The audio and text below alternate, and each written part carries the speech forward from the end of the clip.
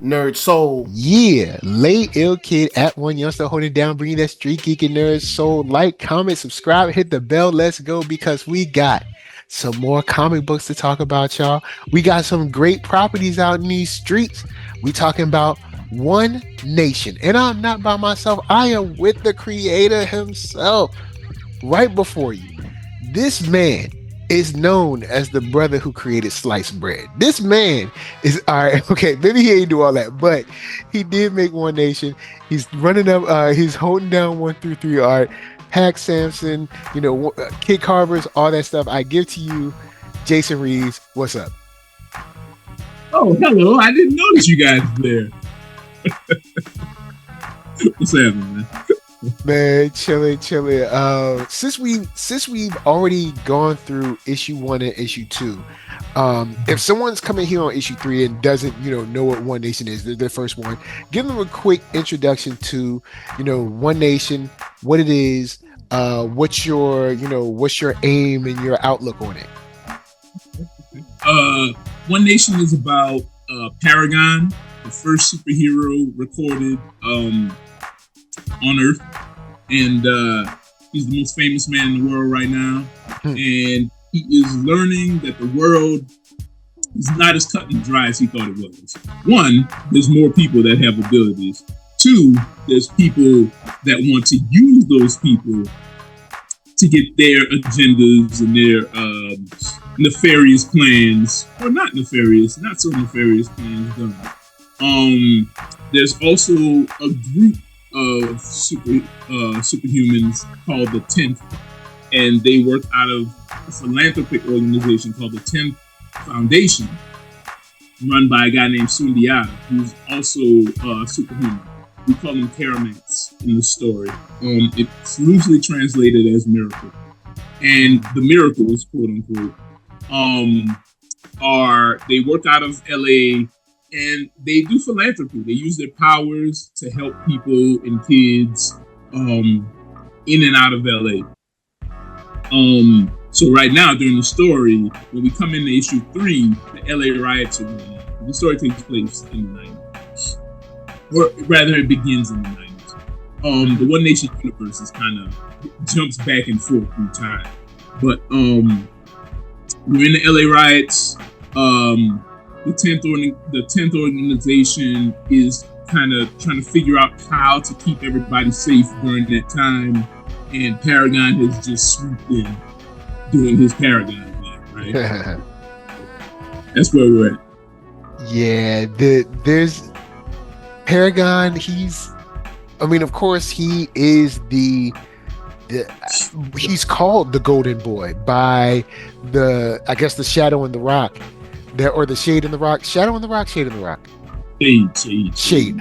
So behind the scenes, he's called their Golden Boy. So, he is like, the American, representation of heroism, and he's dropped into the middle of this, but no one knows he's black.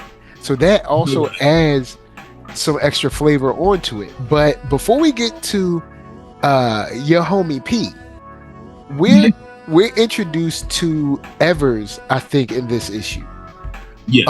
Yeah. Well, actually, Evers was introduced. Evers' first issue was One Nation and the Gauntlet.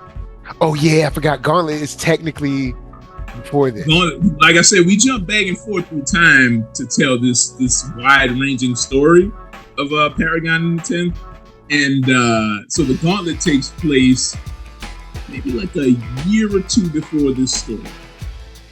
Okay. So yes. We come in here and Evers is having a meet, and they're discussing, dark, shady plans. Right. When you're creating someone like Evers, well, who is Evers for those that are like kind of coming into this book and want to kind of get a, like a read on him? Like, what kind of guy is Evers? So Evers is a fixer. He works for the nefarious Shade in the Rock organization, sometimes known as the Gentleman. And he's their fixer. His job is literally to fly around the world fixing problems. guys and amassing information for these guys. So what's fix on here is a meet about information. He has a lead on something big here, and this couple who are, you know, you're running the mill information gatherers, gangster style, you know, computer nerds and you know, people who work for and within the black market, and he's using his connect here to get some information on something that Nazis were doing way back in the day that he could probably use to his advantage, or the Shade and the Rock's advantage. Okay. Because that's a scene that I thought was interesting, the way he played it out, and also the way he moves, you know, like as a fixer. So I thought that was cool how he was brought together, and also that he doesn't really like, I guess, what you could consider just bad manners, indignance. You know, he doesn't really like that too much. Yeah, he's not big on like abrasive behavior. Nah. Unless it's his own. Even though he's like killing people and stuff. Yeah, you can see there's a scene in the Gauntlet as well where he's recruiting mercenaries to take on Paragon, and the guy is like cussing or whatever, and he's like, you know, language, dude, like you ain't gotta, you don't have to do all that. Yeah. And his goons step up when they hear the curse word, and they're like, hey, and he's like, no, relax, I'll tell him, you know, I'll let him know, don't hurt him. But he has his own code of etiquette, especially when it comes to making deals, and when it comes to talking to people who I guess he thinks are his underlings. Yeah. And he's not gonna suffer too much foolishness, you know, like that's not the kind of cat he is. Nah, not at all. And he's not the only one in this issue that I think that we find that doesn't really suffer a lot of fools. And this is this character, there's a character by the name of, I believe it's Sobrino or Sobrino. And we're introduced to him, and this is something that I was trying to figure out when I had read it, because I've read this issue maybe 2 or 3 times now. Where is Sobrino? You mean Snapdragon? I know they call him Sobrino. He's in Kuwait. Yeah, that's his name is Snapdragon. Oh, yeah, because he said probably you had the whole thing handled, Sobrino. So I thought he was Sobrino. Oh, Sobrino is. Or that guy was talking to someone else. No, he was talking. I think he was talking to him, but he was speaking to him in Spanish. So, yeah, I forgot. It does have the asterisk. Basically, like you had the whole thing handled, partner. You know, that kind of thing. So in this case, good. I'm glad you cleared that up, because So this guy is Snapdragon, and Snapdragon, he's brutal. He's very brutal. So I have a question about him. Is he a Karamat or no? Because he kind of carries himself like he is kind of like extra human or like meta human or something like that. But he could also just be someone who's real sweet.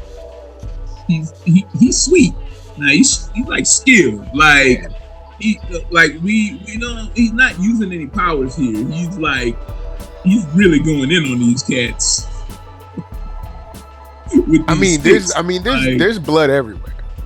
Right. No, he's just brutal. So I'll shed a little light on this scene here.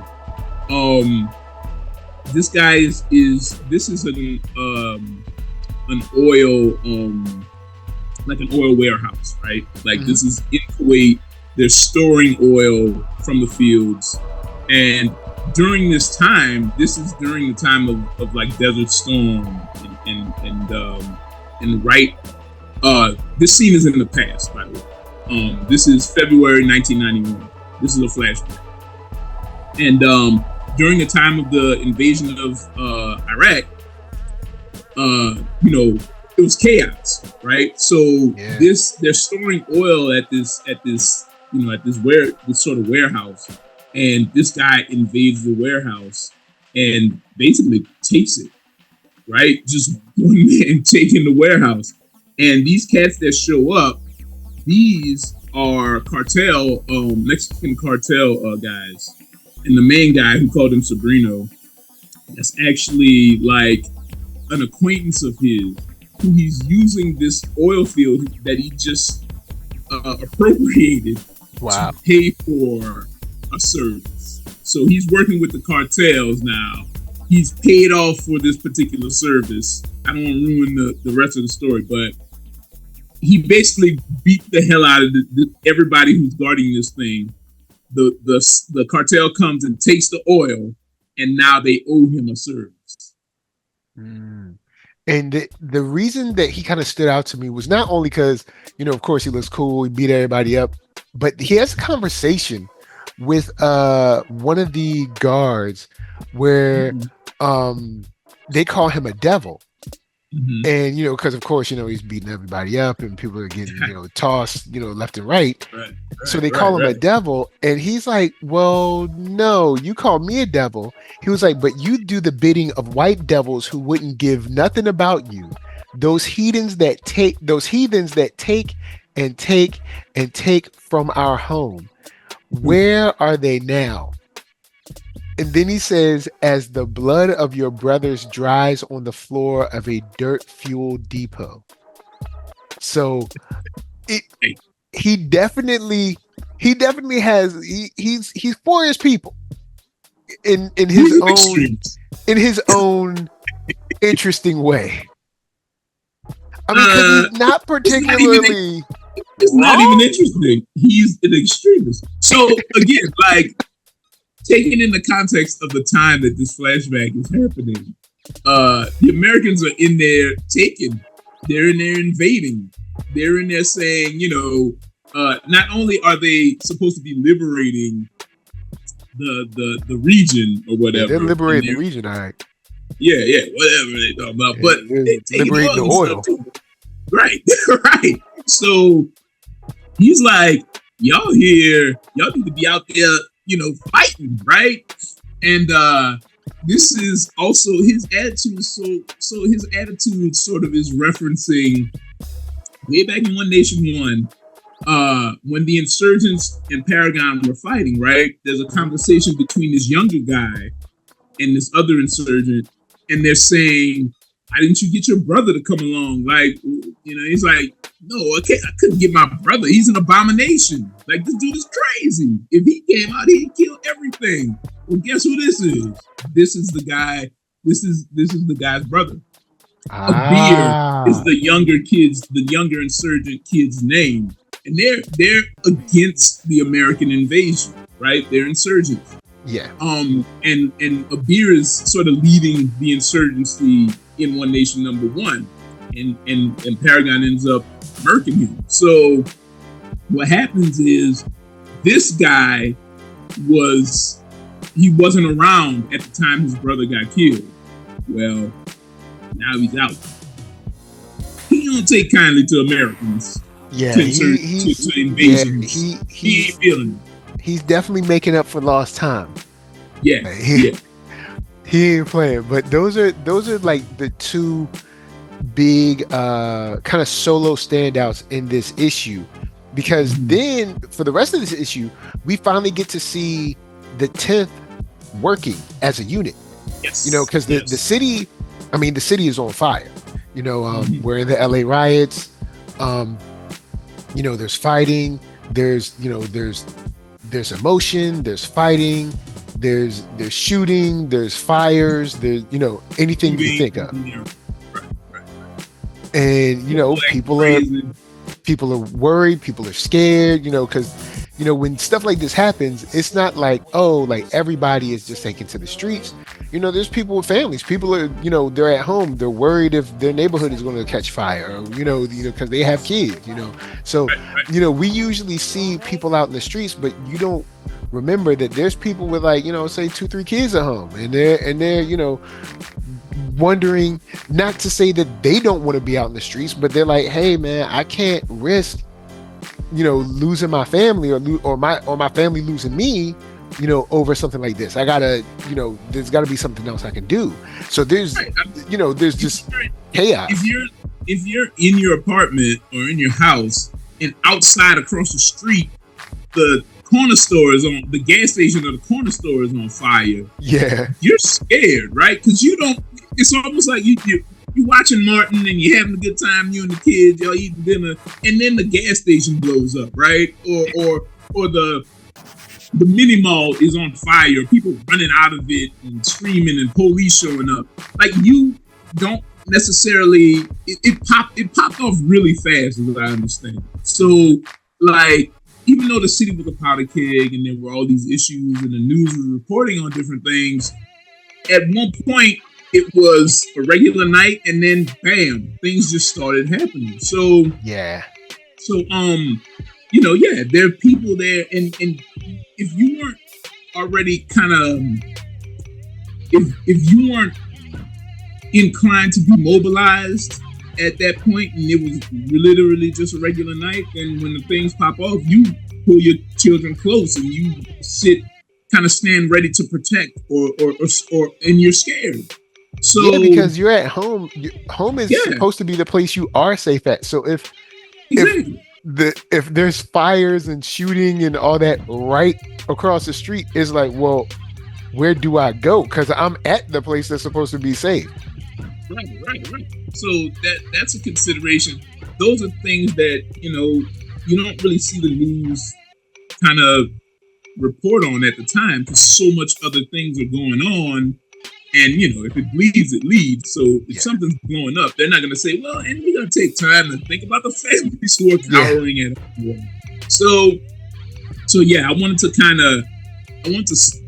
not necessarily speak to that, but like show that the 10th are those people that think about that, right? They're here to protect the populace, to look out for the people. So we that's a lot of this issue that is devoted to going in on that. And it's something that we rarely see from like heroic standpoints. Usually, I hate to say this, but usually mobilized efforts from heroes are usually mobilized around helping certain areas that have certain demographics that don't look like the demographics in this comic book. And y'all know what we mean. That like, Iron Man gonna mobilize to save the folks on Rodeo Drive. Oh, they're gonna mobilize. Avengers gonna get together. They're gonna get to Beverly Hills. They're gonna make sure they're gonna be all right. Listen,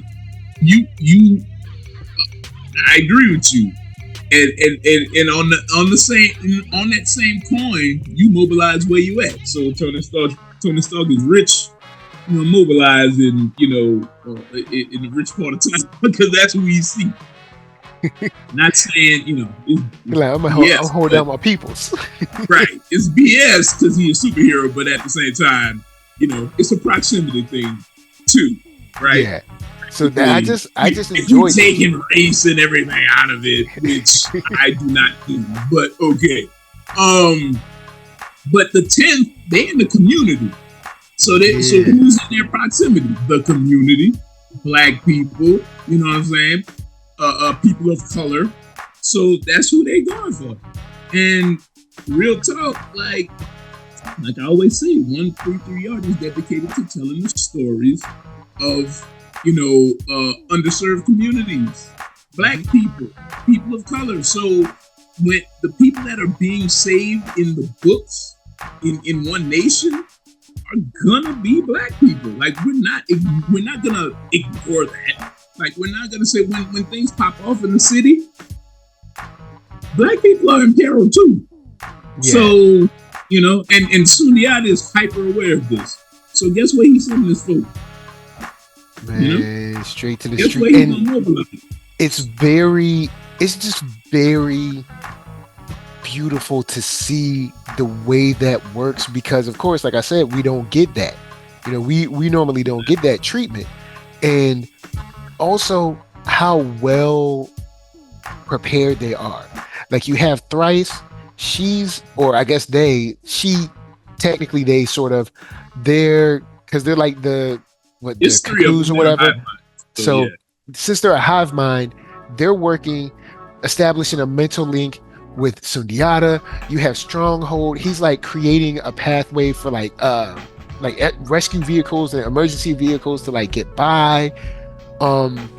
And you have Mahoot, who's actually saving people in burning buildings. And it's just so refreshing and something that I didn't really know that I needed until I saw it, because I'm like, yeah, they're saving people. And don't get me wrong, when the Phalanx show up, they're saving people. They are. You know, when the Kree show up or when Galactus comes through, they are saving people. But it's just something different about these situations that we can relate to. Like, even though we might not have been in a situation where there was a riot, but you may have been through a tornado or a hurricane that was really bad. And it would have been really great to have some people that were super strong, or some folks that could fly, or some people that could, that could maybe use their wind breath to blow back the tornado, or something, it would have been great to, have those people there, or like the flood, like, on the Mississippi where it floods every year, it would be awesome. And you can kind of relate to those because you go through it. I've been in a natural disaster. I've survived a natural disaster, like in the thick of it. I've braved 90 to 100 mile an hour winds, like knocked glasses off my face. Like, I've been in it. I've felt it. I've been in the floods. I was taken out of New Orleans in an airboat. 7 to 10 feet of water, as I understand it, where I lived in New Orleans after Hurricane Katrina. And so I've been there. I know exactly what you're talking about. Yeah, I had sores on my feet walking away from, wet shoes and socks for 2-3 days straight. You know what I'm saying? Like, trying to get out of that. So I absolutely agree with you. I absolutely know what you're talking about. And that's why we wrote this book the way we did. Like, again, it does something to you as a Black person to see Black people get saved by Black people. So it's not, and that's not to say Captain America can't save Black people. You know what I'm saying? That's not to say that the Flash can't, swoop in and do that. They've done that sparingly, but they've done it. But One Nation focuses on it. You see what I'm saying? There's a difference there. Like, they're like, these are the people that we live with. We know these people. Yeah. When there's a scene in the book where we're talking about where Mahoot is saving these people, this burning apartment building, and I thought it would be so resonant to see her holding those Black kids and saying, she doesn't talk, she's mute, but to say, to show that, to say to the readers, to say to my audience, we're here to save you. Yeah. This is gonna be fantasy, wish fulfillment, fantasy fulfillment, and catharsis for people who have been underserved in comics. That's what One Nation was setting out to do. So those kind of images, that's why I think they made you feel that way, because that was intentional. Yeah, man, it definitely did. And thank you for articulating, because I was just like, this is great. I don't know why exactly. It's because it just, and like I said, the Chitauri show up. You don't see it as much. The Chitauri show up. People do get saved. Like I don't know, Sentinels show up. People get saved. Like there's like these big threats, but then this is just, it's just all, at that moment when she's holding these 3 kids, there's like there's an image where there's 3 kids and she's one's hanging on, like giving a piggyback ride or whatever, and she's holding the other 2. Yeah. Well, I mean, I guess this isn't a piggyback rides are when you're at home and it's not on fire and everything's this is holding on for your life. but it is awesome to see them working in the community and saving people, and everybody ends up being okay. And well, I mean, there may have been some people off panel, but this is it's just awesome seeing that mobilization for our community. Even there is, I did have a question about, there's a young brother at A, right outside of AutoZone. Who is he? He like chilling, got a full do-rag with the flap out. Yeah. So that's my man. He's Jason Ford. He doesn't have a superhero name. He's who? He is Jason Ford. That's his name. And Ford doesn't have a superhero name. Ford is straight out the neighborhood. You feel me? Like, yeah. Homie got the earrings, the full do-rag, the tracksuit with the sweats. I mean, he got the Jordans on. He got the fresh Mustang. Like, yo, swag, right? And he got rims on it. And with the do-rag, he been baking the waves. So if he take that joint off, the waves is in there. He got the gold rims too. Look, listen, until you spoke about the rims just now, I didn't realize Walt colored them things gold. Yo, man, you gotta have the gold rims. Everybody get the chrome. Shout out to our colorist Walt Barner. You only standing out if you get the gold rims, or maybe like the black rims. Everybody got the chrome. I got a shine on them. Listen, that's a style too. Like, it's amazing how the different artists can convey style and emotion and feeling through what they do, right? Mario is penciling, line working the hell out of this thing. And then, like, I'm writing it, Alvin and I are writing it, and Robin are writing it. But then coming over all of us, like behind all of us is Walt. And the way he conveys my Jason Ford style is the gold rims. Man, shout out to Walt. I didn't even think of it. It's crazy how a team can come together and gel in those ways. So I want to make sure I put some love on that, because I didn't even notice until you said it. And I've seen these pages a million times, but I didn't even pay attention that he hit the rims gold.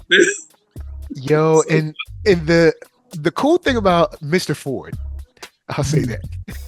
Cool thing is, homie's chilling, right? Everybody's, they're like running from the store, they're getting stuff. And some people will say looting, some people will be like, depending on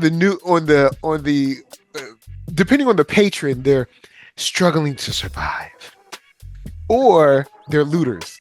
So, people are, they trying to survive, they trying to live, you know what I'm saying? And the funny thing is, cops show up, and Jason said, he's just like, dang.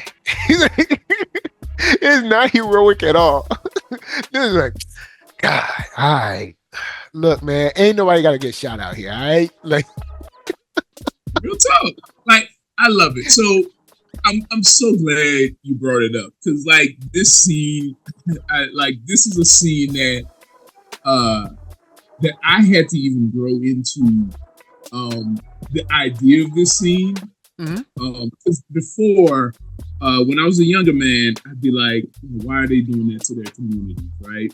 And One Nation is going to skirt the line of this particular thread as long as I'm writing it. But I'd be like, why are they harming their communities in this way? All the property damage, right? Yeah. And I don't know if it was because I've been in this situation, and because the Katrina thing happened to me and it was right in front of my face. And then on the back end, like, because again, I was in Katrina, but then later I saw reporting on it, right? Because we didn't have electricity at the time. Our phones didn't work. So I didn't know what reporting was happening until after the fact. And then I saw some of the reporting, maybe like years later, and I was like, wow, they were really like painting us like animals and criminals for trying to survive one of the worst natural disasters in American history. And I'm not a thief. I don't steal. Even like I don't. That's not my gig, right? And to paint a person like me trying to survive, in that way, like there was a week stretch of time where there was no food. The whole first story of the building I was in was flooded, and I was in there with several people, maybe 50 people. I used to work at a hotel, and I was the night manager there when that happened. Like, I worked for that weekend, so we were stranded for a week in the hotel I worked at. Wow. And some of the people that were there. Hey, what's up? No, she went to the store. Some of the people that were there, they were hungry. We had two elderly people. I mean, 80s elderly, and they needed to eat. We had a couple families in there. My younger sister and her friends and my homeboy and security guard. All of us were stranded. And see, most hotels have a restaurant, but that restaurant is most likely on the first floor, which is now flooded. So not a. It was a comfort suites. Oh, so okay. There's continental breakfast and there's vending machines, but those are flooded. Well, it wasn't flooded actually. Thankfully. Oh, they weren't. Word. Okay. On the second floor. So we had. I was assuming all that stuff was like, underwater by now. No. The whole first floor was flooded, but we had whatever food that they do for the continental breakfast. But you talking powdered eggs? Yeah. You're talking, honey buns, milk that spoils immediately, right? Like little pastries. Yeah. Again, stuff is spoiling at the same time, and we went through that little stuff we had. We distributed it, and that was gone in a couple of days. Because I tell people they're not stocking food. Like, this is not a New York whatever hotel. It's like, you know what I'm saying? Like, we're not stocking to cook steaks for the restaurant. Yeah, we're stocking for continental breakfast. We got. All right, my bad. I was thinking of like those ones that have like the restaurant attached and everything, and I'm like, well, you might be able to run in there and grab some chicken. The only thing is that now you ain't got nothing to cook the chicken on because the grill is flooded. We went through that stuff in like 2 days, and after a while, it's not nutritious to eat pastries. Yeah, you can't just be eating snack cakes all day. It's straight sugar, right? And you can, but it's not recommended. We had vending machines, and after you go through all the Oreos and the crackers and cheese and chips, you're done. And again, there were like 50 people in there. We had an apartment complex behind us, and those people, the roof caved in. So a lot of those people, we had to let them in with us. They walked through water, and we let them in with us. So when the food ran out, and it was hot, and everybody was uncomfortable, and everybody was scared, and the nights there's no lights. It's pitch black at night. And there it seemed like it was no response. Not for a week. So I remember watching it being like, well, yo, don't we have like where's our rescue team? Like, where's our, they were in chaos too. It took them a while to mobilize. And once they were mobilized, there's still a lot of politics and a lot of, anytime you see a disaster, know that unless the people in power are focused on preparation for that thing, there's going to be chaos immediately afterward. I mean, think about what's going on in Palestine right now. There's still doctors and people trying to get in there to actually help, philanthropy organizations, doctors, what have you. And there's red tape you have to go through to even get there to help, because there's a lot of chaos going on. Well, same thing with New Orleans. Same because they got to make way. sure that there's nobody who's trying to be like an opportunist and all that. See, that's well, some of that, but then there's some people who are actual opportunists who actually have agendas who are like, I don't want to let X, Y, and Z in because I don't mess with this organization. There's a lot of it's chaos, is what I'm saying. Yeah. So unless people are actually prepared, I mean, you've been through the pandemic. How long did it take for mobilization to get us inside or safe, quote unquote? Right? It was a long time. So the point is, I've been through that situation. So this particular scene is very near and dear to some of the messages I'm trying to convey, because these people are hitting up the stores and whatever. When chaos happens, a lot of times communities do that to their own communities, but it doesn't make them animals. You know what I'm saying? Property damage doesn't make people worthy of being murdered, right? Yeah, and it still and also justify you coming there with a lot of chaos. Also, you can't. How should I word this? Because since we're coming to the end of this issue, I'll go on and say this: you can't, in most cases, financially force people into a community and then make it known through the activity, through the atmosphere, through the attitude towards them as patrons, that they do not own this and that they are barely welcome here. But then when they tear it up, say that it's theirs. You've made it super clear that it's not theirs. Right. Every time they walk in, you treat them like they're not welcome, like they're under a surveillance state. But then when they say, all right, well, this ain't mine, no way, y'all done made it clear in action, not in word, but in action. In practice, you've made sure that I know that this ain't mine. So, all right, let me tear it up. Oh, it's yours now. What? Oh, it's mine. You should take ownership of these places. You should take ownership of CVS, which that price gouge you and don't let you get your medicine because your insurance said no, and blah blah blah, on and on and on. And that's kind of where this is coming from. So Ford's mindset here is, these dudes crazy. Look at him with them TVs, and he's literally there watching the chaos and because he's from the community. He chilling. Yeah, he is not tripping. Homie he holding down the block. His mindset is protection. These are his people as he sees them, right? So he's actually there to make sure that, one, Sundiata sent him there so that people don't get trampled or hurt or whatever.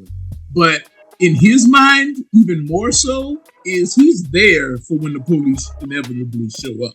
He's hoping they don't, but when they did, what happens? He's there to mitigate any loss because he knows what they're gonna do. Yeah, because he even said hotheads before even. Right, we know what they're gonna do, man. I mean, even in real life, when the cops show up in these situations, do you ever see cops show up with the heat blankets and rafts and stuff? No, what do they show up with? Bullets. They don't show up like, oh man, something's going crazy. We're here to help you out. Come on, get in my car so I can help get away. Nope. They coming up there to shoot somebody. They coming up there to, quote, protect property. I'm gonna tell you a story. I'm gonna tell you a quick story. Another hurricane story. We were trying to evacuate on the interstate, on the highway bridge. On 10? On 10. And we had finally gotten out of the hotel, and this was the evacuation part of my story. And the police and the military were mobilizing in this big area they had on the side of the bridge. Like, I'm talking about helicopters landing. Police were commiserating with the military, trying to figure out how to wrangle the people, because there were thousands of people evacuating, and they were a lot of them were in that specific place. So my homeboy and I were coming off the bridge after having walked it for like a day, and we were sent back the other way. So we didn't know necessarily where we were going, but we were told to go back where we came from. Police, they didn't give a crap where we were going. They just didn't want us to go to the next parish, because Jefferson Parish in New Orleans is historically racist, but also historically tribal. So I'm from New Orleans East. They were like, go back where you came from. You can't come here. And they blocked off the bridge. This is true facts. Like people and this is within New Orleans. We're in the same place. Anyway, so we did what we were instructed to do. We walked back the whole day, the rest of the day, onto the bridge, off to the causeway where the military and police were mobilizing, but we didn't know what was going on because we had been gone the whole day. So a helicopter starts descending. We're like, oh crap, what's going on? And police start walking towards us, and we don't know what's happening. We're refugees, we're evacuees, we're not criminals, right? And the police are like, what are you doing? I mean, yelling full blast, hands on weapons. Get the F back. What are you doing? Do you want to die? Do you want to get shot? All my life. That's what they told me and my homeboy. Like, we were going to do something. We had no weapons. We wasn't carrying anything. We didn't know what was going on. And we almost got shot coming off the bridge trying to evacuate. Police are unnecessarily aggressive in these kind of situations. That was unnecessary. It was two of us. There were about 12 police coming towards us, and the military coming off helicopters, also with machine guns, partner. They're not coming down with blankets and sandwiches. They're coming down with machine guns. But I thought this was supposed to be a humanitarian rescue evacuation effort. You know what I'm saying? Those cops were unnecessarily. Like y'all got radios. Why y'all can't radio and be like, yo, man? Yo, what's going on over there? We're sending people back. No, don't send the people back. They need to go over there. You know, what's the whole point of the radio? Why even have it? We were like, we don't know where we're going. They just told us to come back this way. What do you want us to do? And they just kept cussing us. And after maybe 60, 90 seconds of exchange, they said, get the F over there. Go back that way. Go under the bridge. You know, like just crazy. Once they realized we weren't quote unquote a threat, and we hustled back under the bridge away from wherever they were, and we like got the hell up out of there because we shot. Like, I was like, they're gonna kill us. I'm like, I gotta go. We gotta go. And me and my homeboy, thankfully, they didn't just shoot first, but unnecessarily aggressive, especially in a situation where they know we're evacuees. Yeah, it's clear. Well, how foolish would we be if we were running up towards a helicopter to kill or hurt somebody? Like, that makes zero sense in that situation, that particular situation. And they're supposed to have training to de-escalate this kind of stuff. But do they do it? You don't. Also, I'm never gonna listen to that whole training excuse they always. You don't need training to just like have respect for people. You know that. I mean, home training, but you don't need that at the job. You don't need it. Nobody needs to train you to like just respect people. So this scene speaks to some of those experiences, and Ford is like he even tells him, like, it's not like people. The aggression that's given is not the aggression that they initially get, which is very weird to me. Like, coming it's off like the they ramp, come ready. We're walking super slow because we're exhausted, and they just start immediately cussing us out and threatening us. And here, they immediately threaten the people without assessing the situation. And Ford tells them, chill, wait. Like, nobody needs to get shot here. Relax. And they clicking their guns. So he's there to mitigate that situation, because I believe that if Ford wasn't there, somebody would have got shot. And that's what that scene is speaking to. There was And no Ford when me and Levon was coming off that bridge. You know, we had to like basically run. You know, like yeah, so. man. One Nation will create is creating situations where there's Ford. You know, Ford is there. He's the line. That's what's up. That's what's up. Well, with that said, I'll go in and throw it to you. Tell the people where they can find you. You know what I'm saying? Where they can check out this dope issue 3 and all the rest of the One Nation stuff. Take it away. 133art.com is the hub. We also have sister stores on IG, Facebook, and TikTok. And you can come get some of this One Nation Arc 1 goodness. One Nation number 3 and, is a part of the first storyline of One Nation. We're calling it Arc 1. And yeah, man, come read this. Come read these black superheroes saving black lives. That's right. That's what's up. That's what's up. NERDSoul, Facebook, Instagram, Twitter, TikTok, podcast, all that jazz. And until the next time that you have to calm down the police with a thunderclap, this is from us to you just saying, peace.